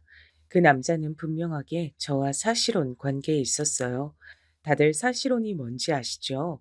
법적으로 혼인신고까지 한 건 아니지만 사실상 부부나 다름없게 지내는 사이 말이에요. 편의상 그 남자를 약혼자라고 칭하는 게 나을 것 같네요. 약혼자를 만난 건 제 나이 27대 일이었습니다. 그땐 약혼자가 갓 취업을 해서 사회생활을 하고 있던 시기였고요. 전 옷가게에서 일을 하고 있었어요. 처음엔 지인을 통해 안면을 떠서 아는 사이로 그렇게만 지내다가 몇 번 따로 술자리를 가게 되자 감정이 피어올라 사귀게 됐죠. 성현아, 암만 생각해도 나는 네가 좋다. 나한텐 너뿐이야. 너와 좋은 감정을 함께 키워나가고 싶어. 저 역시 호감을 가지고 있었기 때문에 그 고백을 마다하지 않았는데요. 사귀고 나서 꼴랑 나흘 정도나 지났을 때였을까요? 갑자기 옷가게로 누가 불쑥 찾아왔어요. 야, 네가 진혁 오빠한테 꼬리친 년이야? 딱 봐도 친절하게 옷이나 사러 온 손님 같아 보이진 않았습니다. 진혁이는 약혼자의 이름이었어요. 저보다 어려 보이시는데 다짜고짜 반말을 찍찍 날리시면서 이게 무슨 무례이신지. 늙은 거 자랑하니 늙딸이야? 내가 먼저 진혁 오빠 만나고 있었는데 너야말로 웬 무례세요? 남의 남자 이렇게 막 뺏어가도 돼? 상도덕도 없어? 저기 진정하세요. 진혁인 만나는 여자가 전혀 없었는데 갑자기 무슨 헛소리를 하시는 건지도 모르겠고요. 여기서 이러시면 영업 방해입니다. 남의 남자한테 꼬리쳐서 빼앗아 놓고 낯짝도 두껍네. 내가 그 낯짝 벗겨내줄게. 끼케야 대학 졸업반 정도로 보이던 그 여잔 판매를 위해서 걸려있던 옷을 잡아 뜯었습니다. 그래서 놀란 전 그 여자의 머리를 잡아 뜯었죠. 동네에서 마침 순찰을 돌고 있던 경찰분들이 지나가다 목격을 하시는 바람에 일단락 될 수 있었습니다. 남자 때문에 이렇게 됐단 설명을 듣고 그분들이 무척 비웃음 가득한 표정으로 절 바라보셨던 기억이 나네요. 전 그때 약혼자에게 당장 연락을 했었어요. 나 일하는 가게로 웬 이상한 여자가 찾아왔었어. 말하는 것도 그렇고 옷도 그렇고 약간 싸 보이던데? 네가 그런 여자를 어떻게 알아? 무슨 사이야? 아, 누군지 알 것 같다. 성현아, 내가 정말 미안하다. 너한테 그런 피해가 갈 줄은 몰랐는데 이놈의 인기. 내 대학 간판이나 얼굴만 보고 자꾸 덤비는 여자애들이 있네. 아, 그랬어? 그럼 내가 듣기론 네가 그 여자랑 나 사이에서 양다리를 걸친 것처럼 느껴졌던 건 다 내 착각이란 거지? 내가 성현이 널 두고 왜 양다리를 걸쳐? 너만한 여자가 또 어딨다고. 약혼자의 그딴 허술한 대답만 듣고도 믿었던 제가 바보였죠. 대학 간판이니 얼굴이니 그 시절 감성은 왜 그렇게 말도 나쁘끄럽게 민망하게 하도록 만들었던지 모르겠네요. 약혼자는 객관적으로 썩 잘생긴 얼굴이 아니었습니다. 다만 대학 간판은 객관적으로 그럴싸했죠. 그래서 이것만은 제가 인정한다 싶은 마음이었네요. 약혼자가 좋은 대학을 나왔습니다. 서울대를 포함한 스카이. 딱 바로 그 아래 단계의 대학을 나왔어요. 졸업 성적도 꽤 나쁘지 않았고요. 그러니 본인이 어느 정도 자화자찬을 할 만은 했습니다. 옷가게를 다짜고짜 습격했던 그 여자는 교양과는 백만 광년 정도 떨어져 보이는 인물이었기 때문에 약혼자와 따로 만나던 사이는 절대 아닐 것 같았어요. 어쨌거나 약혼자는 명문대 출신이었고 고지식한 이미지였으니까요. 제가 당시에 동경하던 요소를 갖추고 있는 남자가 바로 약혼자였습니다. 고학력자를 제가 원해 맞지 않게 되었던 배경을 설명하자면 저희 집안 이야기로 잠시 넘어가야 하는데요. 제가 고향이 서울이긴 하지만 꼴랑 4살 때 지방의 시골로 이사를 가서 그곳에서 고등학교 마칠 때까지 쭉 살았답니다. 조부모님께서 저희 친정 부모님을 호출하셨기 때문이에요. 당시에 친할아버지의 건강이 무척 안 좋아져서 그랬다고 하더군요. 그러게 친정엄마께선 졸지에 시골 생활을 하면서 졸지에 시부모를 모시고 사는 며느리가 되셨습니다. 편찮으신 친할아버지께선 별 말씀 없으셨는데 기운 넘치는 친할머니께서 이런저런 말씀을 자주 늘어놓으셨어요. 그건 바로 사람을 대학을 나와야 한다는 것이었습니다. 옆 동네 보니까 어디 서울에 무슨 대학을 갔다고 현수막이 걸려 있던데 대학 가는 게 그 정도로 엄청난 일인가 보다. 저도 자연스레 그런 생각을 하게 됐죠. 친할아버지나 친할머니는 물론이고 제 친정 부모님이나 다른 친척 어른들, 사촌 형제들을 뒤져봐도 당시에 대학 나온 사람은 아무도 없었습니다. 집안 특성상 대대로 장사가 체질이었기 때문에 그쪽에 몰두를 하느라 상대적으로 대학에 대한 필요성도 못 느꼈던 거예요. 하지만 어른 입장에선 그게 두고두고 한이 됐나 보더라고요. 친할머니께선 대학을 가야 사회에서 대접받고 산다고 하시면서 특히 제 친오빠 앞에서 열변을 토하셨습니다. 어렸을 땐 차마 눈치채지 못한 사실이었는데 나중에 커서 냉정하게 살펴보니까 저희 집안 사람들은 물려받은 유전자 자체에 공부머리가 부족한 것 같더라고요. 공부를 잘하는 두뇌도 유전이라고 하니까요. 그런 마당인데 공부가 잘 되겠나요? 친오빠는 집안 어른들의 기대를 배신하고서 고등학교를 졸업하자마자 자기 아는 형이 시작했다는 일에 같이 뛰어들었습니다. 전문대 가겠다 해놓고선 이게 대체 무슨 일이라니. 전문대 내겠다던 등록금은 다 어디로 떼먹은 거야? 친정엄마께서 얼굴이 새파랗게 질리셨었죠. 친오빤 심지어 군대를 가기도 전에 짝을 만나서 결혼까지 해버렸습니다. 남자 나이 22살에 혼전 임신도 아닌데 결혼하는 경우는 정말이지 드물지 않나요? 제 친오빠와 새언니가 특수한 경우였던 것 같네요. 참고로 새언니도 대학 근처에도 안 가본 사람이었고요. 근데 집안에 대대로 물려받은 땅이 좀 있어서 형편은 괜찮았습니다. 새언니 쪽에 나이가 딱히 많지도 않았어요. 친오빠보다 꼴랑 2살 많았으니까요. 대학은커녕 결혼이나 해치워버린 친오빠의 자태에 친할머니께선 머리에 띠 두르고 들어놓으셨어요. 그리고 전 그 띠를 보면서 디자인이 예스럽고 예쁘다는 생각이나 하고 있었죠. 어릴 때부터 그런 거에 관심이 많았거든요.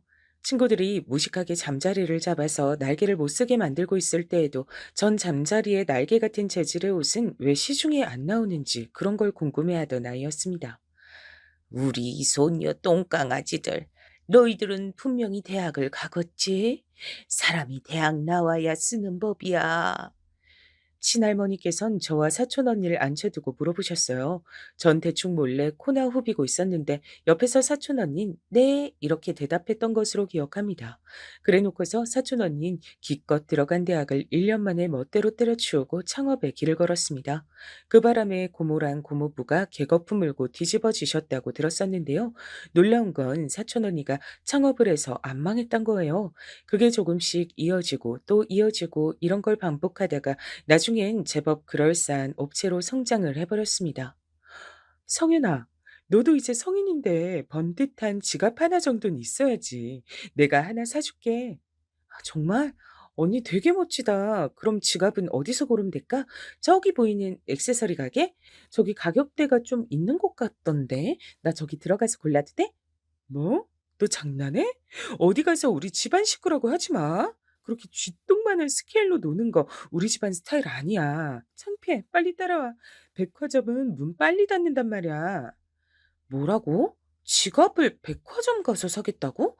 많이 비쌀 텐데. 언니가 벌써 그 나이에 그럴 능력이 있어? 남들이 공부할 때 우린 돈을 벌써부터 버는 게 우리 집안 특징인데 넌 왜 헛소리라고 그래? 빨리 고르기나 해. 돈 들어오게. 빨간 지갑으로 골라라. 그 당시에 사촌 언니가 백화점에서 사줬던 게 엄청 값이 나가는 명품 브랜드였어요. 그래서 사촌 언니가 돈을 잘 버는 걸 실감했었네요. 저희 집안의 특징인 듯 싶었습니다. 신기하리만치 뭘 해도 어떻게든 돈을 벌어먹고 살았어요. 하지만 친할머니라든지 다른 나이 지긋하게 드신 집안의 어른들께선 그걸로 만족하지 못하셨죠. 대학을 안 나오면 남들이 놀 때 일을 해야 하고 폼나게 컴퓨터나 두드리면서 돈을 버는 일을 할 수가 없다고 보셨습니다. 대학을 나온 것들이 세상을 주도하고 바꿔가는 것이라고도 생각을 하셨죠. 친정 부모님께선 금전적인 어려움을 한 번도 겪어보지 않으신 분이었으나 가방끈이 짧아서 살면서 약간의 아쉬움은 느껴본 적이 몇 번 있다고 하셨습니다. 그래서 더더욱 친오빠가 멀쩡히 대학을 나와서 취업문을 두드리길 바랬는데 그게 어그러져서 안타깝다고 하셨었죠. 그대로 장남이 제대로 대학 나와서 번듯하게 좀 살면 보기 좋았을 텐데 일찍 결혼이나 해버리고 아는 형 일인지 뭔지 아는 건 계속 기웃거리면서 고작 그런 거나 하면서 살고 엄만 진짜 네 오빠만 생각하면 자다가도 가슴이 답답해서 눈이 떠져. 친오빠의 기행이 친정엄마께선 상처로 남았을지 모를 일이었습니다. 크기 전까지의 저는 모두가 자기 자리에서 잘 해내고 있는데 어른들은 왜 이렇게 대학 타령만 해댈까 싶었어요. 하지만 자라고 나서 깨닫게 됐던 것이죠. 대학을 나와서 사회적인 시선 앞에서도 어깨에 힘주고 사는 자식의 모습을 다들 보고 싶으셨던 것이란 것을요. 그래서 전 원하지도 않던 전문대를 간신히 나왔습니다. 냉정하게 나오나 마나 한 곳이었어요. 제 인연의 시간과 약간의 돈을 버렸다고만 생각이 들었죠. 좋은 대학을 나오기엔 애석하게도 제 공부 수준이 안 따라줬습니다. 타고난 머리가 그런 것을 어쩌나요. 게다가 노력도 재능의 영역이더라고요. 전문대를 나와서 아르바이트나 하다가 옷가게 일을 시작했던 거예요. 전 워낙 그쪽 방면에 관심이나 재능이 많았으니까요. 친할머니께선 이제 저를 향해 가방 끈 긴 남자와 결혼을 해야 한다는 말씀을 하고 계셨습니다. 제가 스스로 안 된다면 배우자라도 잘 만나면 될 일이라고 보셨던 거예요. 저는 제가 집안 어른들에 대한 기대치를 못 채워드렸다는 것에 항상 죄송한 마음을 어느 정도 갖고 있었기 때문에 남자는 반드시 고학력자만 만나겠다고 다짐을 마쳤습니다. 그래서 약혼자가 마음에 들었던 겁니다. 고학력자인데다 공부에 관심도 지대한 사람이었으니까요. 그럼 아주 그럴싸한 대학 한판을 탄 사람이잖아. 아이고, 잘했다. 우리 성현이 강아지가 아주 판단을 잘했어. 그래, 나이 먹고서 사내 만날 땐 그렇게 구실을 제대로 하는 놈으로 만나야 하는 거야. 이 할미는 그 사람이 벌써 마음에 드는구나. 약혼자의 학력을 확인하신 친할머니께서 무척 좋아하셨습니다. 친정 부모님의 반응도 비슷했고요. 간섭 안 할 테니까 어디 한번 잘 해보라면서 응원을 보내주셨습니다. 약혼자는 제법 번듯한 직장에 다니고 있었고 저는 옷가게 직원이었으나 버리는 제가 썩 밀리지 않았습니다. 왜냐면 저는 그 옷가게에서 횟수로 4년째 일을 하고 있었으며 전반적인 관리를 제가 다 하는 역할이었거든요. 그래서 약혼자가 저에게 의지를 할 수 있었던 것 같아요. 사귄 지 반년이 넘어가던 때였는데 저한테 대뜸 공부를 더 하고 싶다고 말을 하더라고요. 성현아, 나 직장 생활이 너무 힘들다. 내가 이러려고 대학을 나왔나 싶고 요즘 매일매일 자괴감이 들어서 미칠 것 같아. 응? 갑자기? 이틀 전까지만 해도 웬만한 대기업보다 복지가 좋아서 대기업 안 부럽다 그랬었잖아. 내가? 너한테 그런 소리를 했었던가? 에이, 난 그런 기억 없어. 네가 잘못 들었겠지. 아니야. 엊그제 우리 만나서 같이 저녁밥 먹다가 그런 얘기 나왔었잖아. 복지 얘기. 그래서 내가 똑똑하게 기억하는데. 아, 맞아. 그래. 그랬던 것 같네. 성현이 넌 별걸 다 기억한다. 암튼 그날은 내가 유독 기분이 좋았던 것뿐이고 원래는 평소에 기분이 매일 안 좋아. 왜? 직장 일 때문에? 일하는 게 많이 힘든 거야? 그럼 이직 준비해 보는 게 낫겠네. 일도 그렇고 자꾸 생각만 많아지는 것 같아. 내가 이렇게 일을 해서 살다가 결국 뭘 이룰 수 있겠나 싶고 궁극적으로 내가 하고 싶은 건 뭘까 싶어져서 고민을 내가 좀 해봤는데 아무래도 나는 이런 일반 직장 생활에 안주하고 만족할 그릇이 아닌 것 같아. 너 다른 재능을 펼칠 수 있는데 그러질 못하고 지내고 있으니까 내가 자꾸만 불안하고 힘든가 봐. 근본적인 문제가 있는 거지. 뭐라고 하는 건지 잘 모르겠다. 말이 왜 그렇게 거창해? 그래서 결국 뭘 어쩌고 싶단 거야. 그것만 정확하게 말을 해줘 봐. 그래. 네 머리로 다 이해해 달란 소리는 안 해. 그건 내가 어차피 기대도 안 했어. 내가 원한 건 회계사가 되는 거야. 약혼자는 어느 날 뜬금없이 회계사가 되겠다는 얘기를 꺼냈습니다.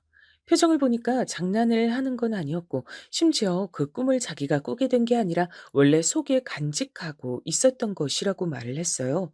현실과 타협해서 우선은 직장 생활을 하고는 있었지만 회계사가 되고 싶다는 생각이 자꾸만 커져갔다고 하더라고요. 성현아, 너 우리나라에서 사짜 직업이 얼마나 대우받고 뭐 잘 먹히는지 알지? 이건 IQ 두 자리인 사람이라도 아는 사실이야. 사짜 직업이 최고란 거. 근데 회계사를 봐. 사짜 직업이잖아. 게다가 전문적이고 지적인 냄새가 솔솔 풍기기론 다른 사짜 직업들 안 부러워. 내가 회계사 되잖아? 그럼 내 여자친구인 너도 덩달아 대박 치는 거야. 인생 대박. 와. 얘기만 들어도 진짜 대박인 것 같다. 그럼 당장 회계사 해. 일반 직장 때려쳐. 그거 매일매일 지옥 같다면서. 잘 됐네. 미련 없이 그만둘 수 있잖아. 지옥 같다는 소리까진 아니었고, 암튼 나 직장 그만두고 회계사들 준비하는 거 성현이 너도 찬성이란 소리지? 고마워. 대박인 걸 굳이 내가 찬성 안 할 이유라도 있을까? 회계사 되는 거 너무 멋진 것 같은데? 제가 신이 나서 맞장구를 쳐주자 약혼자의 표정이 오모하게 변했었죠. 전 그제서야 눈치를 챘던 겁니다. 왜 약혼자가 제 앞에서 그런 얘기를 꺼냈는지 말입니다. 아, 회계사란 거 그냥 되는 게 아니구나. 그치? 맞아. 단단히 준비를 한 끝내 될 수 있는 게 회계사야. 아무나 되고 싶다고 해서 될 수 있는 게 아니야. 그니까 어설픈 자세로는 안 되고 내 모든 걸 걸고 준비를 해야 되기 때문에 당연히 직장도 그만둘 거고 다른 돈 버는 일도 못할 것 같아. 그저 회계사 되는 것에만 몰두를 하며 매달려야 할 텐데 그러는 동안에 성현이 네가 나 좀 먹여 살려줄 수 있을까? 내 내가? 한마디로 그럼 회계사 될 때까지 내가 뒷바라지를 해야 된다는 거네? 일단 내가 어느 정도 모은 것도 있는데다가 네가 내 생각보다 옷가게에서 돈도 잘 벌고 있으니까 별로 문제는 없을 거야. 문제가 있고 말고를 왜 그쪽에서 판단을 한 걸까요? 뒷바라지를 하게 된 입장인 제 쪽에서 판단을 하는 게 맞는 것인데요. 일단 고민이 됐습니다. 약혼자를 그 이전부터 알긴 했으나 사귄 건 이제 반년째였어요. 오래 만난 것도 아니고 결혼하기로 한 사이도 아닌데 제가 이런 소리나 듣고 있어야 되는 게 맞나 싶었습니다. 제가 그런 고민에 빠져 있단 걸 눈치챘는지 이튿날 약혼자는 또 간절하게 부탁을 해왔어요. 회계사가 되는 건 내 일생 일대의 꿈이었어. 더 지체를 하다간 평생 후회하고 살 것 같아서 그래. 회계사가 돼서 떵떵거리면서 돈도 많이 벌고 어깨에 힘 빡 주고 다니면서 고개 치켜들고 다니는 멋진 내 모습 너도 보고 싶지 않아? 우리 비록 길게 만난 사이는 아니지만 누구보다 진지한 관계잖아. 우리 암묵적으로 결혼 바라보고 나아가는 사이인 거 맞지? 갑자기 결혼이란 두 글자가 제 귀에 꽂히더라고요. 고학력자인 약혼자가 사차 직업까지 달게 되면 그 결혼 저희 집안에서 쌍수를 들고 환영할 게 뻔했습니다. 연로해지신 친할머니의 입을 기쁨으로 찢어지게 만들어 드릴 수 있을지도 모른다는 생각이 들었어요. 다들 똑같이 장사를 하면서 사는 것도 기가 막히지만 결혼할 짝도 꼭 자기 수준 같은 사람만 만나서 결혼한다며 그 점이 어처구니 없다고 말씀하시던 분이었으니까요. 제가 이런 결혼을 한다면 너무나도 행복해 하실 것이 분명했습니다. 아, 그래. 내가 공부 쪽으로 머리가 안 타고났기 때문에 잘 알고 있잖아? 회계사인지 뭔지 아는 전문 직종에 도전하는 거. 누구는 돈을 억만금씩 지원해주면서 하라고 해도 못할 짓이야. 머리가 안 따라주는데 어떻게 도전하겠어? 공부가 체질에 안 맞는데. 암만 사짜 직업을 달고 싶은 뭐래. 근데 나랑 결혼하겠다는 남자가 회계사에 스스로 도전하겠다는데 이걸 내가 뒷바라지 해주면 결국 나한테 좋은 일이 될 거야. 나라는 인재가 하나 더 생기는 거고 우리 집안엔 엘리트 하나가 입성하는 거고 이게 바로 누이 좋고 매부 좋은 일이네. 이런 식으로 생각을 마친 전 결심했습니다. 약혼자의 뒷바라지 까짓 거 제가 해주기로 했어요. 그러자 약혼자는 무척이나 기뻐하면서 감동으로 눈물까지 글썽거렸습니다. 회계사에 모든 걸 걸고 도전은 하고 싶은데 현실적으로 상황이 안 따라주니까 망설여야만 하는 자기가 슬펐다고 합니다. 그런데 절 만나 이런 기회를 얻게 됐으니 자기는 행운아라고 표현을 하더군요. 성윤아, 네가 각종 진상 손님 비 맞춰가면서 힘들게 한 푼 두 푼 버는 돈 내가 절대 헛되이 쓰지 않을 거야. 낭비되는 일 없을 거야. 내가 열심히 공부할게. 나 믿어줘서 고마워. 약혼자는 감동이 차오른 채로 다니던 직장에 사표를 냈습니다. 회계사 도전을 위해 그만둔다고 동네방네 소문을 다 냈더라고요. 그걸 보면서 정말 자신 있나 보구나. 전 이 정도로만 생각했었죠. 제가 한 푼 두 푼 힘들게 버는 건 맞지만 한 푼 두 푼만 있을 정도로 주머니 사정이 절대 궁핍하지 않단 얘긴 굳이 안 꺼냈습니다. 저희 집안에 돈 잘 버는 사람들은 꽤 널린 편이었어요. 공통점이 있다면 죽이 되든 밥이 되든 젊은 나이부터 이르게 도전해서 부딪혀 본다는 점이었죠. 그래서 많은 시행착오들을 겪었다는 걸 전 잘 알고 있었습니다. 가장 흔한 시행착오가 돈 얘기를 괜히 주변에 떠들었다가 한 푼 줍쇼란 소리를 듣게 되어서 시달리고 인간관계 망치고 상처받고 그런 경우였습니다. 그래서 집안 밖에서 돈 얘기를 하는 경우는 신중했죠. 젊을수록 그래야 한다고 배웠습니다. 주변에 치기 어린 마음으로 시기 질투를 하는 사람들이 더 많으니까요. 그런 걸 잘 인지하고 있었던 전 약혼자에게 저희 집안에 이런 가풍을 입 한 번 벙긋한 적이 없었어요. 그래서 약혼자는 제가 서울에서 혼자 친정 부모님의 원조를 받아 자취를 하고 있으며 친정 부모님을 비롯한 대부분의 친척들은 시골 생활을 하고 있고 제가 워낙 경제관념이 투철해서 열심히 벌어 저축을 하며 돈 걱정 없이 살고는 있지만 부자와는 거리가 멀다고 여기고 있었습니다. 딱 그 정도로만 멋대로 생각해 주는 게 오히려 제 입장에선 나았기에 그냥 두었던 것이고요. 솔직히 말해서 회계사의 히읗자도 몰랐던 제가 얼떨결에 회계사가 되겠다는 약혼자를 뒷바라지해 주게 된 지 대략 6개월 정도가 흘렀을 때였습니다. 제가 일하는 옷가게에 불쑥 고함을 지르며 등장한 여자가 있었어요. 우리 진혁이 오빠한테 꼬리친 기집애가 여기서 어떤 기집애야? 손님들이 놀라서 웅성거렸고 전 머쓱하게 그쪽으로 다가가 혹시 찾는 기집애가 저인지 확인해 들어갔습니다. 제 남자친구 이름이긴 한데 무슨 일로 이런 난리를 치시는 거죠? 누구세요? 아, 꼬리친 기집애가 바로 너야? 그, 근데 나이가 좀 있는 것 같네? 전 진혁이랑 동갑인데요.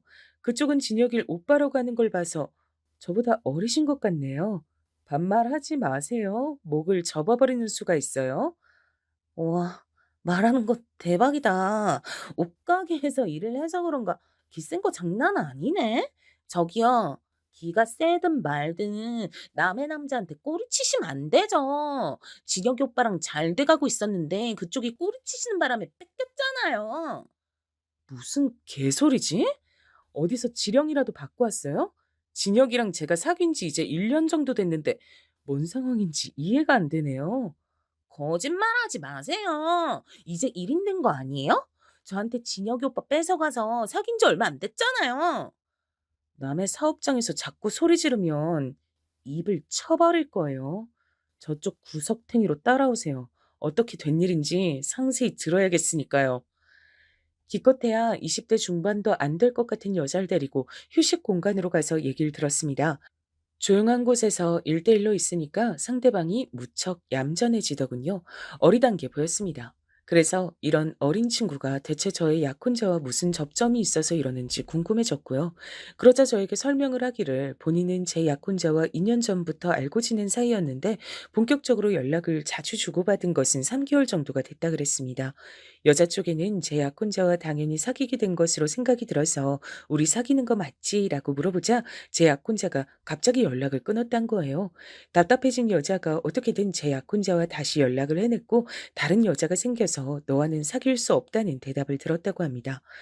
여자 입장에선 갑자기 나타난 제가 약혼자를 채워간 것으로 느껴졌던 거예요. 다른 여자가 생겼단 게 거짓말이 아니라면 그 여자가 어디 있는지 알려달라고 난리를 쳤고 그러면서 제가 일하는 곳을 알아냈다고 하는 겁니다.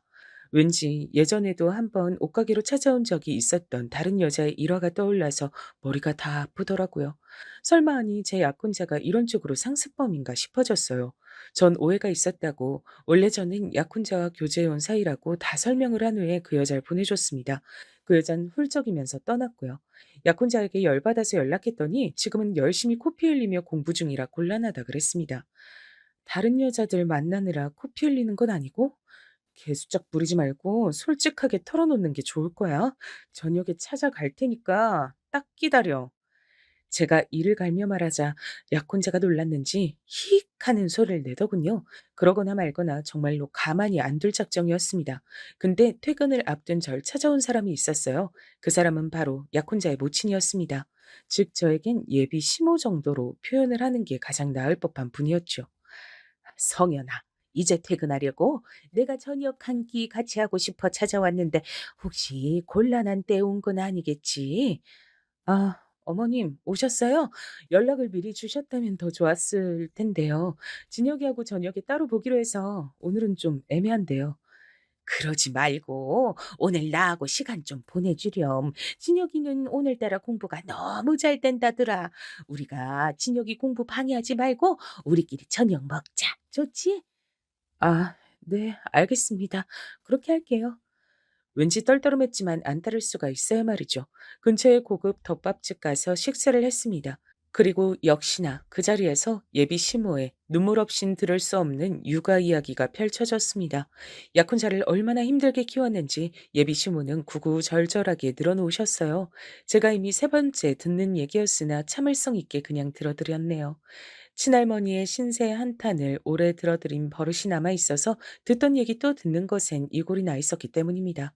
아, 참고로 예비 시모는 이혼을 하신 분이었어요. 약혼자가 중학생 때의 일이었다고 합니다. 이혼하고 나서 양육비를 꼬박꼬박 보내겠다고 약속을 했던 약혼자의 부친은 그걸 지키지 않았죠. 그래서 예비 시모가 마음고생 심하게 하면서 지내셨다고 해요. 그러다가 약혼자가 명문대에 입학을 하자 나중에 떨어질 콩고문을 기대한 것인지 갑자기 그 부친이 연락을 해오더니 용돈도 보내주고 뭐 그렇게 했다고 합니다. 그런 것 때문에 오히려 인간적인 실망감이 들어 예비 시모와 약혼자는 더 마음의 문을 닫게 된 것만 같았어요. 그런 옛 이야기를 다 늘어놓은 다음의 순서는 이것도 역시나 예상대로 약혼자의 허물을 감싸주고 용서해달란 예비 시모의 부탁이었습니다. 우리 진혁이가 공부만 잘하고 인물만 잘났고 성격만 좀 괜찮지. 나머진 젬병이야. 한없이 서투르고 부족해. 그래서 인간관계도 맺고 끊는 게 어설프고 거절도 잘할 줄 몰라. 우리 진혁이의 이런 못난 부분을 우리 성현이가 너른 마음씨로 감싸주고 용서해 줄 수 있을까? 오늘 제가 어떤 일 겪었는지 어머님은 이미 다 알고 계시네요. 진혁이가 얘기를 해드렸나 봐요. 그래. 오죽하면 오늘따라 공부에 매진을 하던 녀석이 네가 신경 쓰이고 미안해서 나한테 연락해서는 널 챙겨달라고 신신당부하더라. 자기 대신에 저한테 용서를 빌고 오늘 일을 없던 일로 잘 포장해달라고 어머님께 그렇게 부탁을 한 게 아니라요? 성현아, 사람 섭섭하게 말을 그렇게 하면 못 쓰지. 우리 진혁이가 부족한 부분 많은 건 너도 알고 나도 알잖니. 그리고 이미 네가 우리랑 한 식구인 건 나도 알고 우리 진혁이도 알지. 그니까 서로 쓸데없이 감정 상하는 일에 날 세우며 시간 낭비는 하지 말자. 이래나 저래나 우리 진혁이한텐 성현이 너밖에 없어. 나한테도 이미 네가 며느리야. 가족끼린 사소한 걸 들추고 그러는 게 아니야. 들을수록 이상한 소리였는데 정말 이상한 점은 들을수록 그럴싸하게 느껴졌단 겁니다. 이래서 연륜은 무시 못한다고 하는 걸까요? 예비 시모의 궤변에 가까운 설득에 전 넘어가 버렸고 약혼자의 여자가 벌인 소동은 그대로 묻어버렸습니다. 사실 약혼자에게 직접 따졌어도 각종 비겁한 변명이나 듣고 말았을 듯 싶더라고요. 예비 시모께선 거듭 저의 손을 잡으시며 고맙다, 정말로 고맙다 이렇게 인사를 해주셨어요. 제 도움이 없었다면 약혼자가 회계사에 마음 편히 도전하지도 못했을 거라고 하셨습니다. 약혼자가 회계사 도전에 나선 지 1년이 넘어갈 무렵 그때부턴 제 주변에서도 제가 약혼자와 막연히 결혼하게 될 사이라고 생각들을 하게 됐죠. 제가 말을 그렇게 한 적도 없지만 다들 은연중에 그런 생각들을 하고 있었더라고요. 약혼자가 회계사가 되기 위해 발버둥을 치기 시작한 지 2년 정도가 되었을 때 제가 친오빠한테 상담을 청했습니다. 오빠, 원래 회계사라는 게 그렇게나 되기 어려운 건가? 난 그거 준혁이가 금방 될 줄 알았는데 그렇지도 않네. 지인 통해서 들은 적 있는데 회계사 되려고 하면 보통 3년은 기본으로 잡고 처음부터 준비를 하는 것 같더라. 3년? 그게 절대로 되게 쉬운 게 아니었구나. 역시 사차 직업은 달라도 뭐가 다르다. 이젠 내가 진혁이 생활비를 100%다 대주고 있어서 앞으로 얼마나 더 지원을 해줘야 하는 건지 그게 궁금해져서 한번 물어봤어. 그래도 그렇게나 되게 어려운 게 회계사인데 나하고 결혼할 남자가 그런 도전을 하고 있다는 게 난 좋게 느껴지네. 나는 솔직히 그놈이 믿을 만한 놈인진 잘 모르겠어서 딱히 해줄 말은 없는데 집안에 회계사 들어왔다고 하면 어른들은 좋아하실 거다. 아우, 열심히 남은 기간도 뒷바라지나 하면서 보내야겠다. 제 막연했던 예상보다 되게 어려운 것이 회계사였어요. 공부와 크게 연이 없는 저로선 새삼 약혼자가 신기하게 느껴졌고 필요하다는 게 있으면 아끼지 않고 지원을 해줬습니다. 그리고 약혼자가 회계사의 길을 위해 노력한 지 3년째가 됐을 무렵부턴 아예 제 자취방에서 같이 살았죠. 제가 밥하고 빨래하고 청소하고 그런 것까지 혼자 다 해줬습니다. 저도 바빠 죽겠는데 그런 와중에 도시락도 직접 싸서 약혼자가 다니던 학원으로 들려보냈었네요. 저도 날이 갈수록 바쁘게 살고 있었죠. 약혼자에겐 옷가게 일이 바빠진 거라고 둘러댔었지만 제 일을 여러 가지로 하느라 정신이 없었던 것이었어요. 회계사 공부하느라 정신없는 약혼자에게 굳이 제 얘긴 하지 않았지만요. 그렇듯 바쁘게 일을 하면서 약혼자를 챙기고 돈을 100% 제가 지원해주는 일상이 저도 전혀 피곤하지 않았던 건 아니었습니다. 하지만 어차피 결혼할 사이였고 약혼자가 회계사가 되는데 성공하리라고 믿었기 때문에 감수할 만한 생활이었던 것뿐이에요. 약혼자는 종종 이런 생색을 내는 것도 잊지 않았었죠. 성현아, 세상엔 양심이 없는 놈들이 참 많잖아. 만약에 내가 그런 놈들 같았으면 진작에 너하고 결혼했을 거야. 너한테 결혼하자고 졸랐겠지. 하지만 난 무척이나 양심이 있는 놈이거든. 그래서 내가 이루고 싶은 꿈을 이루고 나면 정식으로 멋지게 그때 너한테 청혼할 거야. 뭐든 되고 나서 결혼하는 게 맞는 거지. 아직 꿈도 안 이뤘으면서 결혼부터 하자고 하는 놈들 정말 양심도 없어. 그런 놈들은 죄다 일찍 탈모와서 대머리나 될걸?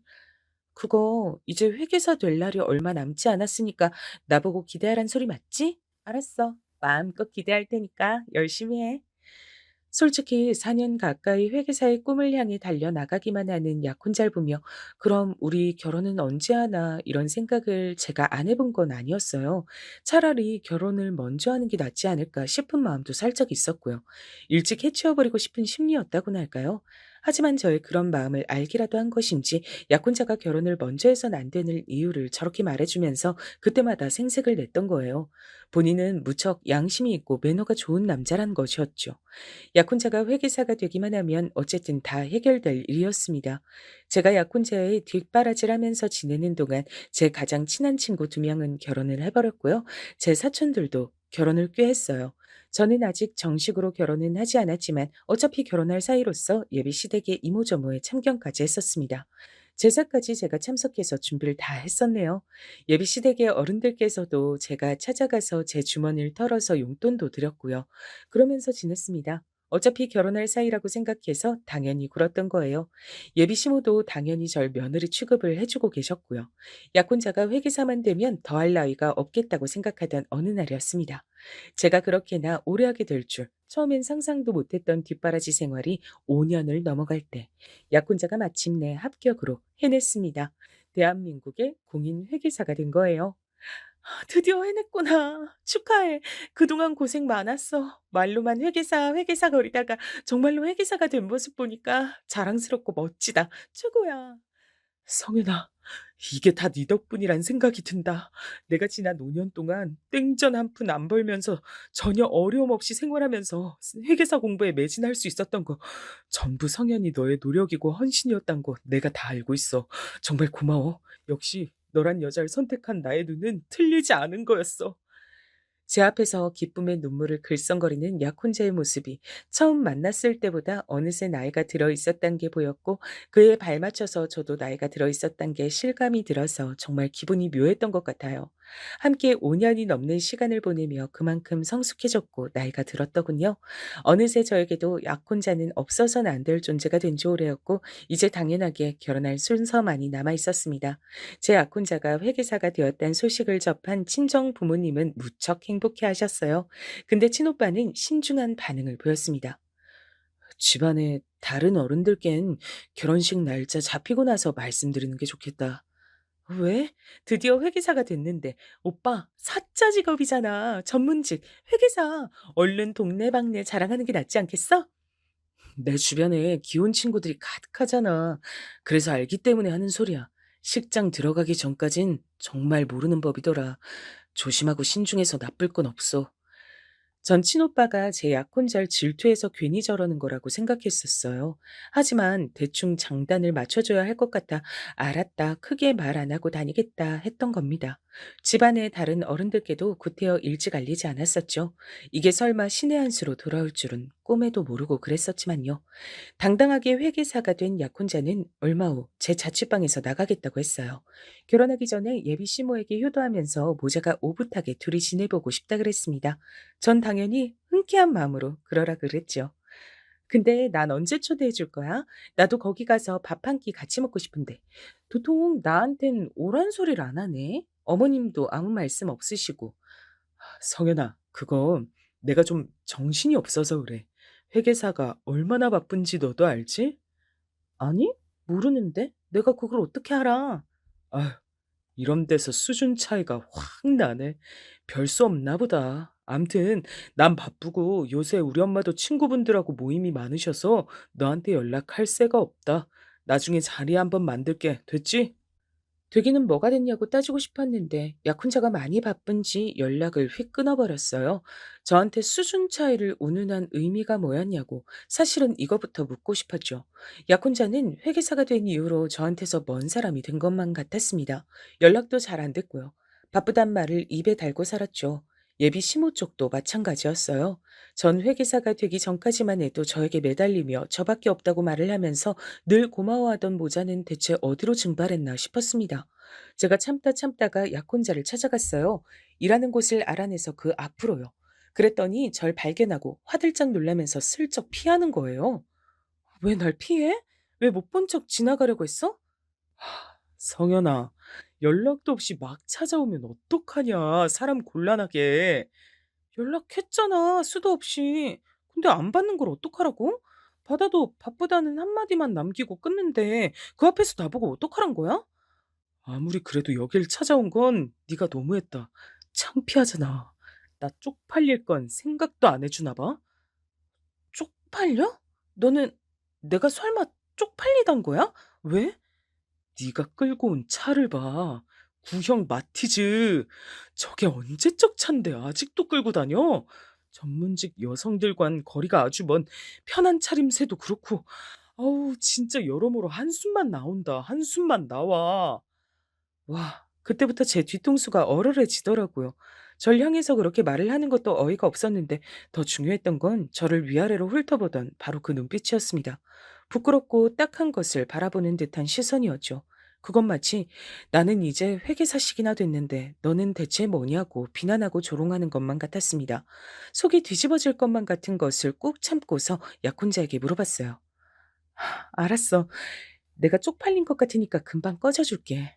이것만 얼른 답해줘. 그래서 나하고 언제 결혼할 거야? 그렇게나 바빠서 나하고 결혼할 시간은 있겠어? 결혼? 지금 대체 결혼 얘기가 왜 나오냐? 피곤해 죽겠네. 너 제발 좀 가라. 나 바쁘다. 약혼자는 귀찮은 것을 처리하듯이 대충 손을 휘휘 저으며 제 앞을 떠났습니다. 전 망연자실했죠. 제가 버림받았다는 것을 그런 상황에서도 눈치를 못 차릴 정도로 제가 둔하진 않았던 모양이에요. 입가에 저절로 헛웃음이 걸렸습니다. 제가 그동안 무엇을 위해 5년이 넘도록 달려왔나 싶었어요. 이래서 헌신하면 헌신짝이 된다는 표현이 있는 거란 생각도 들었습니다. 그러던 와중에 옷가게로 찾아온 여자 손님이 있었는데 자기를 기억하냐고 묻더군요. 누군지 가물가물했는데 자기 남잔 제가 뺏었다면서 오해라고 쳐들어왔던 여자였습니다. 진혁이 오빠 회계사 됐다면서요? 그 인간이 하도 자랑을 하고 다녀서 저까지 알게 됐어요. 아, 네, 그랬군요. 그래서요? 제가 회계사랑 결혼하게 됐으니까 그거 배 아파서 오신 거예요? 아니에요. 절대 그런 마음은 아니었어요.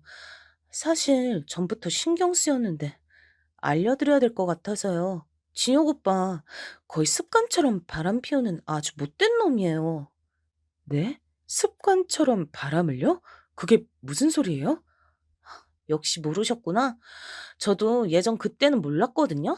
나중에 다른 언니들이 얘기해줘서 알게 된 건데요. 진혁이 오빠 절대 한 여자만 만나는 스타일이 아니래요. 그리고 결혼은 돈 많은 부잣집 여자랑 하는 게 일승일대 꿈이란 얘기가 공공연하게 술자리에서 옛날부터 떠들고 다녔대요.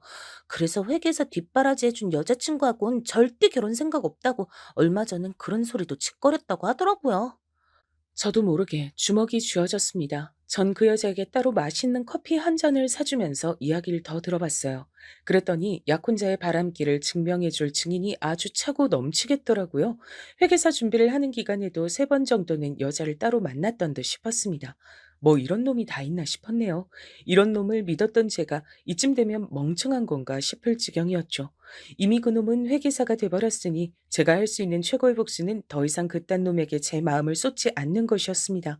얼른 제 인생을 열심히 챙기는 게 최고일 것 같았죠. 마무리는 잘 지어야 될 것 같아서 약혼자 그놈이 똥폼을 잡으며 저에게 만나자고 청했을 때 지체 없이 나가봤습니다. 보나마나 이별 통보일까 싶었는데 역시나 맞더라고요. 근데 이유가 너무 못났어요. 성현아, 너한텐 정말로 미안하게 됐다. 하지만 사람 마음이란 게 그렇잖아. 진짜 사랑이 아니면 결혼할 수가 없는 거잖아. 내 마음이 이젠 네가 아니라고 외치는데 내가 뭘 어쩌겠어. 그 외침 무시하고 그냥 나랑 결혼하면 되잖아. 왜? 그건 못하겠어? 내가 원체 청력이 좋아. 그래서 내 마음의 외침이 무시가 안 되네. 미안하다. 네, 사촌 언니가 예전에 해준 말이 생각난다. 잘생긴 놈들은 만나보면 얼굴값에서 짜증나는데 그래도 못생긴 놈들보단 낫대. 왜냐면 못생긴 놈들은 꼴값을 떨거든. 그게 딱 네 얘기야. 꼴값 떨고 있네, 이 비겁한 놈아. 나한테 지원받은 거나 토해내고 그런 말을 해. 사랑으로 지원해준 걸 왜 이제 와서 값을 따져?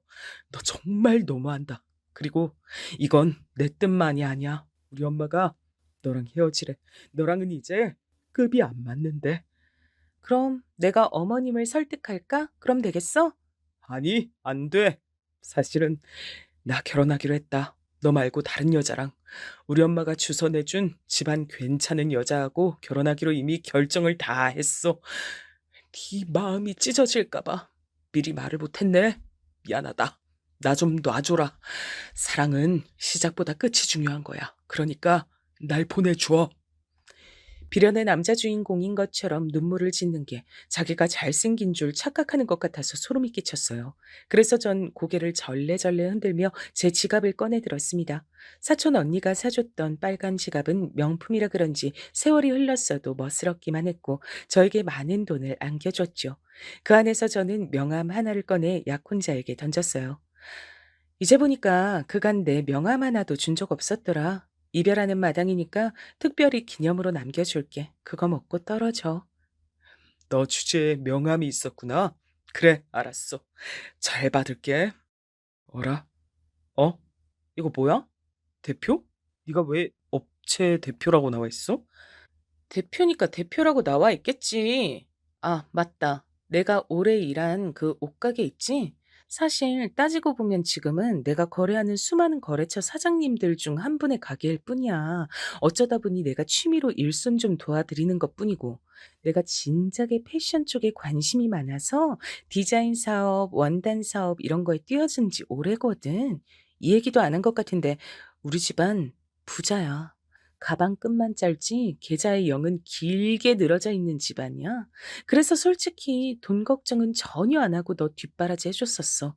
암튼 용건 끝났으면 난 이만 가볼게. 회계사 나부랭이보다 내가 10배는 더 바쁜 사람이라서. 약혼자가 경악에 차서 발까지 동동 구르며 난리를 쳤지만 전 깔끔하게 무시하고 나왔습니다. 지난 5년만 생각하면 열불이 터졌지만 당장의 제 일상을 냉정하게 사는 게 더 중요했어요. 근데 이틀 만에 약혼자가 자기 모친을 끼고 제 눈앞에 나타나더라고요. 예, 성연아. 진혁이 나 아무 잘못 없어. 다 내가 잘못한 거란다. 내가 아둔해서 생각을 잘못했던 거야. 내가 미쳤지. 널 두고 웬 다른 여자를 우리 진혁이한테 붙여주려고 했으니. 그래. 나는 우리 엄마가 시키는 대로 행동한 죄밖에 없어. 난 계속 너뿐이었어. 제발 한 번만 용서해주라. 우리 깊은 정이 있잖아. 그래서 제가 두 사람 앞에 검지와 중지를 내밀어 V자를 그려주었습니다. 두 가지 선택지가 있어요. 제가 경찰을 부르고 그 경찰한테 끌려가느냐, 아님 자기 발로 걸어서 나가느냐. 다른 선택지는 없으니까 신중하게 고르시고요. 그러자 두 사람은 저에게 정도 없냐면서 우는 소리를 했습니다. 그 소리를 듣곤 참을 수가 없어서 제가 웃음이 터졌었죠. 제가 배를 잡고 웃으니까 두 사람은 점차 숙연해졌고 경찰에 끌려가긴 싫은지 터덜터덜 자기 발로 떠났습니다. 그 이후로도 몇 번 저한테 질척거렸는데 제가 냉정하게 딱 끊어냈어요. 그렇게 구질구질한 막이 내렸죠. 회상하니까 씁쓸한 웃음만 지어지네요. 저는 그 이후로 절대 의도한 건 아니지만 사차 직업을 가진 남자를 만나 결혼에 꼴이 냈답니다. 지금까지 크게 싸우는 일 없이 알콩달콩 잘 사는 중이에요. 참고로 회계사는 아니랍니다. 회계사가 됐던 옛날 그놈은 진작에 이른 탈모가 와서 거의 대머리가 됐다는 후문이에요. 힘들게 어떤 여자하고 결혼을 하더니 더욱 힘들게 이혼을 해서 요란하게 소문이 다 났었답니다.